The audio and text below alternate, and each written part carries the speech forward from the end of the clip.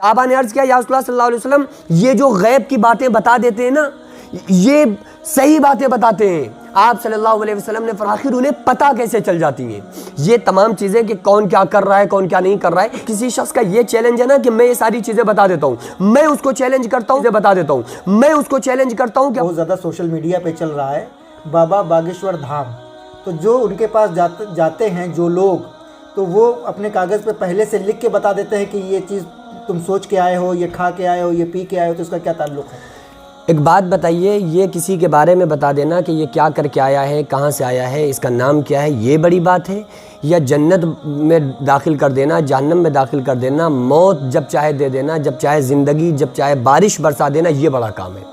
ظاہر سی بات ہے کہ یہ سارے بڑے کام ہیں کہ جب چاہا بارش برسا دی, جب چاہا کسی کو زندہ کر دیا مردے کو, جب چاہا جس کو موت دے دی, یہ بڑا کام ہے.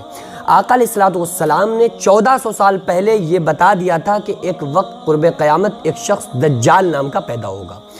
تو یہ آقا علیہ السلام نے دجال کا نام لے کر بتایا کہ وہ جو ہوگا وہ جب جس کو چاہے گا موت دے دے گا, جس کو چاہے گا زندہ کر دے گا. لوگوں سے کہے گا کہ میں تمہارے باپ داداؤں کو زندہ کیے دیتا ہوں اور مجھ پر ایمان لے آؤ, تو وہ زندہ کر کے جب دکھائے گا نا تو لوگ پھر اس پر ایمان لانا شروع کر دیں گے. اس کے ایک ہاتھ پہ جنت ہوگی, ایک ہاتھ پہ جہنم ہوگی. آقا علیہ السلام نے فرمایا کہ وہ جو اس کی جنت ہوگی حقیقتاً وہ جہنم ہوگی, اور جو اس کی جہنم ہوگی حقیقتاً وہ جنت ہوگی. یعنی جن لوگوں کو وہ جنت میں ڈالے گا, جو اس کی بات مان لیں گے انہیں جنت میں ڈال دے گا, لیکن وہ جہنم ہوگی. اور جس میں وہ جو اس کی بات نہیں مانیں گے ان کو جہنم میں ڈالے گا, وہ حقیقت میں اس کی جنت ہوگی. تو یہ اتنی بڑی نشانی ہمارے نبی صلی اللہ علیہ وسلم نے ہم کو 1400 سال پہلے بتا دیا. تو اب اگر اس دور میں ہمارے سامنے آ کر دجال کھڑا ہو جائے تو کیا خیال ہے, ہم میں سے کوئی بھی شخص جو حضور کی بات کو جس نے سنا ہوا ہے اور یقین رکھتا ہے, کیا اس کی بات کے اور اس کے دھاسے میں اور اس کے فریب میں آئے گا؟ ہرگز نہیں آئے گا.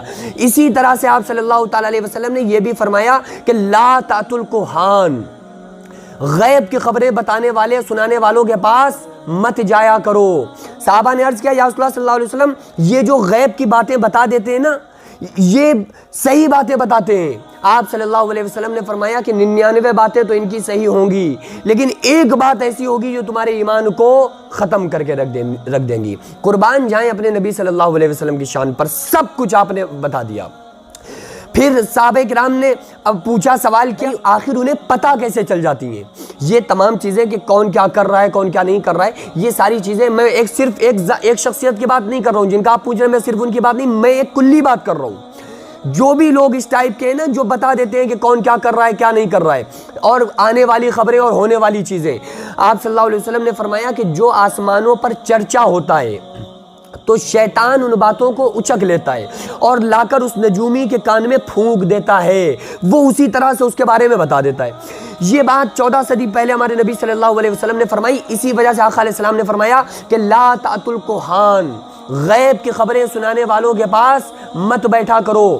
آپ صلی اللہ علیہ وسلم نے قرب قیامت جو ہونے والا تھا ساری کی ساری چیزیں اپنی امت کو بتا کے ان کو ایک اسٹیپ جو رائٹ اسٹیپ ہے, جو سیدھا راستہ ہے, وہ بتا دیا کہ تمہیں اس کو فالو کرنا ہے, باقی کسی بھی چکر اور ڈھکوسلے بازیوں میں پڑھنے کی تمہیں ضرورت نہیں ہے. اب آپ یہ سوچ کر دیکھیے کہ قرآن جو کہہ رہا ہے, قرآن نے کیا کہا, ان اللہ عنده علم الساعہ, قیامت کا ٹھیک وقت اللہ کے علاوہ کسی کو نہیں معلوم. وَيُنَزِّلُ الْغَيْث, بارش کب کہاں کتنی نازل ہوگی کسی کو نہیں پتا. وَيَعْلَمُ مَا فِي الْأَرْحَامِ, ماں کے پیٹ میں کیا ہے لڑکا لڑکی کوئی نہیں جانتا. وَمَا تَدْرِي نَفْسٌ مَاذَا تَكْسِبُ غَدًا, کل کیا ہونے والا ہے اللہ کے علاوہ کوئی نہیں جانتا. وَمَا تَدْرِي نَفْسٌ بِأَيِّ أَرْضٍ تَمُوتُ, کون کب کہاں مرے گا اللہ کے علاوہ کوئی نہیں جانتا ہے. وَمَا تَدْرِي نَفْسٌ بِأَيِّ أَرْضٍ تَمُوتُ إِنَّ اللَّهَ عَلِيمٌ خَبِيرٌ, بے شک ان تمام چیزوں کا جو جاننے والا اور خبر رکھنے والا ہے وہ اللہ رب العالمین کی ذات ہے. اگر کسی شخص کا یہ چیلنج ہے نا کہ میں یہ ساری چیزیں بتا دیتا ہوں, میں اس کو چیلنج کرتا ہوں کہ اپنی موت کا وقت بتا کے دکھائے کہ میں فلاں وقت میں فلاں سیکنڈ میں اس ٹائم میں مر جاؤں گا. یا مجھے جس کو یار اپنی موت کا وقت پتہ نہیں ہے وہ دوسروں کے بارے میں کیا بتا رہا ہے. اور کچھ چیزیں ایسی ہوتی ہیں جو جادو سے تعلق رکھتی ہیں, جادو سے, یعنی کہ جو آسمانوں پر چرچے ہوتے ہیں نا وہ اچک کر جو کان میں پھونکا جاتا ہے, ایک یہ چیز تو نجومی والی ہو گئی. لیکن جادو کے تعلق سے بھی ان تمام چیزوں کا پتہ لگایا جا سکتا ہے۔ لیکن ہمارے نبی صلی اللہ علیہ وسلم نے جب بتا دیا کہ 99 باتیں صحیح ہوں گی ظاہری طور پہ، لیکن ایک ایسی ہوگی جو تمہارے ایمان کو خراب کر دے گا۔ بھئی کوئی آدمی ہمارے بارے میں 99 باتیں صحیح بتا رہا ہے، اب تو ہمارا اس پر بلیف بڑھے گا کہ نہیں بڑھے گا؟ ایک اس نے ایسی بتا دی تو جو ہمارے سمجھ میں نہیں آ رہی ہے، تو ہم اس کی وہ ایک مانیں گے کہ نہیں مانیں گے؟ ظاہر ہے ارے یار 99 باتیں صحیح بتائی ہیں، بالکل پرفیکٹ بتائی ہیں، تو جو ایک بتائی ہے یہ بھی صحیح ہے، تو ظاہر سی بات ہے اس کا ایمان ختم ہوگا کہ نہیں ختم ہوگا؟ تو اس لیے جو اسلام سے تعلق رکھنے والا شخص ہے، نبی اکرم صلی اللہ علیہ وسلم کی بات پر یقین رکھنے والا شخص ہے، ہمارے نبی نے تو یہ آج بتانے والے بتا رہے ہیں، ان کے بارے میں ہمارے نبی نے 14 صدی پہلے بتا دیا۔ تو یہی تو بات ہے کہ 14 صدی پہلے ہمارے نبی نے ان کے بارے میں بتا دیا کہ ایسے لوگ بھی آئیں گے جو یہ بتائیں گے۔ تو بہرحال یہ میں کلی بات کر رہا ہوں، کسی ایک شخصیت یا کسی ذات کے لیے نہیں کہہ رہا ہوں، میں کلی بات کر رہا ہوں۔ جو بھی اس ٹائپ کی بات قرآن اور حدیث کے خلاف اگر کوئی انسان کر رہا ہے تو اور اس کو مسلمان ان پر اعتماد اور ان باتوں پر یقین رکھتا ہے تو اس کا اسلام اور قرآن سے کوئی تعلق نہیں ہے۔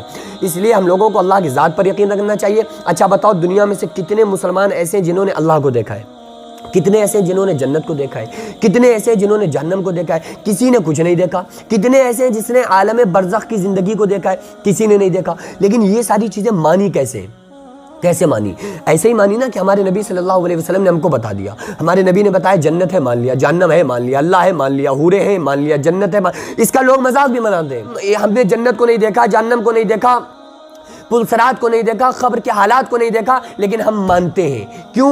کیونکہ ہمارے نبی صلی اللہ علیہ وسلم نے ہم کو بتایا۔ اسی کو تو قرآن کہہ رہا ہے الذین یؤمنون بالغیب، کہ ایمان والے وہ ہیں جو غیب کی باتوں پر یقین رکھتے ہیں۔ یا ہمارے نبی صلی اللہ علیہ وسلم نے اتنی بڑی بڑی آسمان کی خبروں کو بتایا اور ہم نے مان لیا، تو یہ قرب قیامت کی چھوٹی چھوٹی نشانیاں جو ہو رہی ہیں یہ ہمارے نبی نے بتائی، اس کو ہم کیوں نہیں مانیں گے؟